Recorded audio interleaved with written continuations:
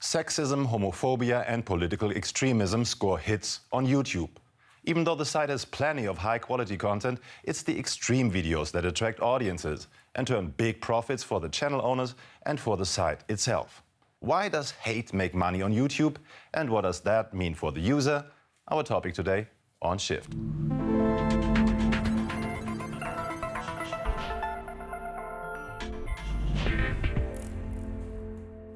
YouTube's recommendation algorithms favor polarizing content, and that tends to radicalize users.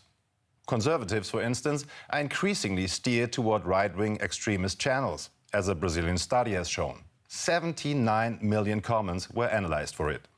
It seems about time that YouTube takes action. Susan Wojcicki, CEO of the website, has announced changes to the community guidelines. YouTube is promising to remove content that violates YouTube's policies faster, give trustworthy sources a bigger voice, reduce the spread of content that's borderline rule-breaking, and raise the standards for monetization.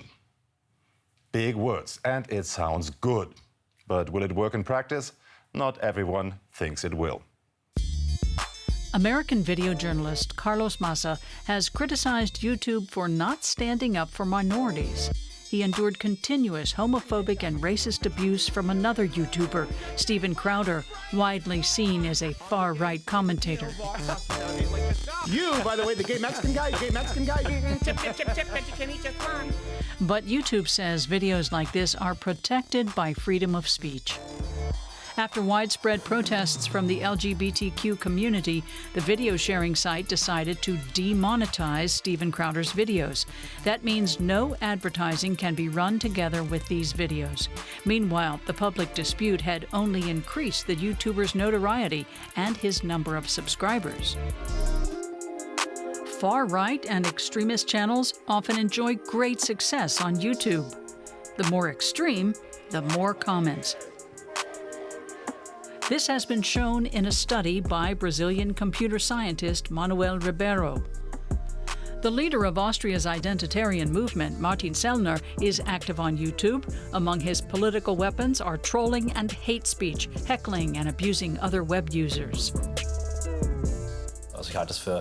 I think these are normal tactics. Hate and trolling are part of this space, and if you can't handle it, you shouldn't even enter it. In August 2019, YouTube attempted to ban Martin Sellner and other right-wing extremist channels from its site, but with little success. You see, Sellner got a lawyer on the case, and the next day, his channel was back online. Other YouTubers post their banned videos on other channels, or simply wait for their fans to repost them. It can be a rough place, where trolls and haters can poison the atmosphere with impunity.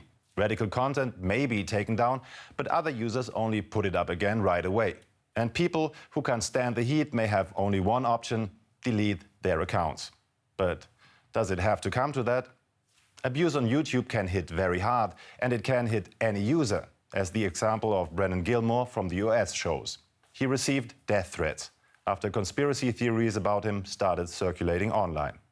Just living, sort of with the constant threat of these threats that I've received, it changes you psychologically. You're sort of constantly looking over your shoulder. The former U.S. Foreign Service officer was present at the protests in Charlottesville in 2017, when a man drove a car into a crowd of demonstrators. They were protesting against a march by right-wing extremists. Brennan Gilmore caught the attack on video. It cost a young woman her life. And when I saw what I had on video, I gave it to the police first, but what I saw was not accident, and it was not an accident. It was clear. It showed, that this guy had a million other choices than to drive through this crowd. And so I thought that it was important to share it for those reasons, and so I sent it out. Soon, far-right websites began claiming Gilmore had staged the bloodshed. Some said he was part of a shadow government out to topple President Trump with CIA support. This conspiracy theory spread like wildfire, landing on the right-wing hardline InfoWars page. Gilmore, I think that's his last name. Brennan Gilmore. The hate campaign rapidly infiltrated his real life. To this day, he receives death threats by email. Vernon Gilmore, you are directly involved. You are sick, sick, sick. Hashtag down with the deep state. Here's one. Vernon Gilmore's body is found in the Ravenna River. The Ravenna River's a half-mile down the road. So they, they're quite specific in the threats. Brennan Gilmore has decided to fight. He's filed suit against the well-known right-wing conspiracy theory peddler Alex Jones and his InfoWars website. Now, InfoWars and Alex Jones no longer have their own channels on YouTube. It seems the site is at least trying and is moving faster to remove content that violates the community guidelines. Still, YouTube continues to favor extreme use. The more controversial the video, the more lucrative. That's how the YouTube algorithm sees it. Guillaume Chasselot helped to create the algorithm, so he knows it inside out. French computer scientist Guillaume Chasselot left YouTube in 2013. He says the algorithms that spell YouTube's success are dubious at best. They use a deep learning algorithm, which is an artificial intelligence that can process billions of user sessions and see which videos are going to be the most likely to keep people online the longest. The key term here is watch time.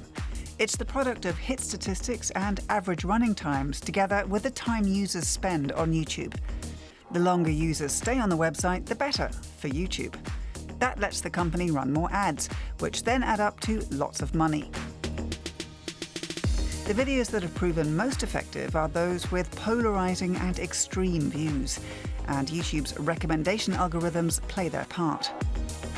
It's like a vicious circle. You just watch one because you're curious, and then the algorithm will recommend it again and again. Jews rule the world. Homosexuality is a disease, and refugees rape women and steal jobs. Wild theories like these are hugely popular on YouTube because an algorithm gives them greater exposure. But why exactly are we so receptive to videos like these? Why do we click on this kind of nonsense and help it to spread? Oliver Quiring is a professor of communication science at the University of Mainz and an expert on media innovations. He explains what goes on in our heads when we spend time on YouTube. We've evolved to react faster to dangers, threats and insults than to harmless stimuli. Our standard response is not neutral, but very emotional. When I read hatred and provocations on the internet, for example, even after all the research I've done on it, I can't control myself. It affects me immediately. More watch time, more hits, and more comments. It's really not surprising that YouTube favors extreme content. The perceived anonymity of the internet also makes it easier for users to overcome their inhibitions and say things they would never say to someone face to face. When I talk to you here, I can see your response. But with an abstract entity online, that's no longer the case. They lose part of their humanity. And a big problem is that we've learned we don't have to worry about being prosecuted, even if we spread hate. The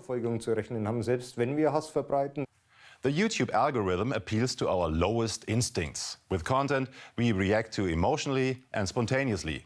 But does this fully explain the extremist tendencies on YouTube? The algorithms are primarily designed to increase revenues and watch time. Of course, companies are supposed to earn money, but at the expense of ethics? And anyway, how would programmers go about creating ethical algorithms? Algorithms are programmed by human beings. Humans whose prejudices and opinions flow into the programming. So algorithms can never be perfectly neutral. They always need ethical guidelines. Lorena Jaume-Palissy founded a non-profit organization called the Ethical Tech Society to focus research on the ethics of algorithms. Algorithms can't be programmed to be ethical. But many of the methods we use are so dependent on data, it's the data that shapes the algorithms or the program. So the programmers set up the skeleton, and we provide the meat and the muscle. So the users actually provide the algorithms with the necessary data through their browsing habits. But how is this data evaluated? Lorena is demanding that the inner workings of the algorithms be opened for evaluation and regularly inspected. The YouTube algorithms prioritize watch time and advertising revenues. Many people only watch videos that are recommended to them. This is just what YouTube likes to see. They're not interested in quality. Their interest is primarily monetary, keeping users on the site so they'll watch as much as possible. And it's not necessarily quality that does that. Quality doesn't always evoke an emotional reaction. But emotion is a decisive factor in YouTube's business model. Many users seek out videos that polarize. Well-researched facts are not the highest priority. If YouTube were purely an entertainment site, such issues would not be as serious. But it's established as a primary source of information for society. And so it's a political decision by the owner Google as a corporation. It's optimized for monetization and not for quality.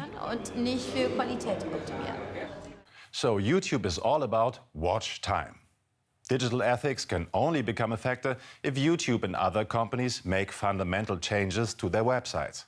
And they're reluctant, because the current business model is working all too well. So questionable content will keep on popping up in our feeds. No matter how extreme, YouTube mostly calls that freedom of speech. Is there anything we can do about it? Sadly, not much. But if we stop opening every single sensational video we see, then it will stop them being recommended to us so often. If everyone did the same, it might just push the YouTube algorithm in a generally more positive direction. What do you think? Tell us on YouTube, Facebook and dw.com. That's all for today. Take care and see you next time.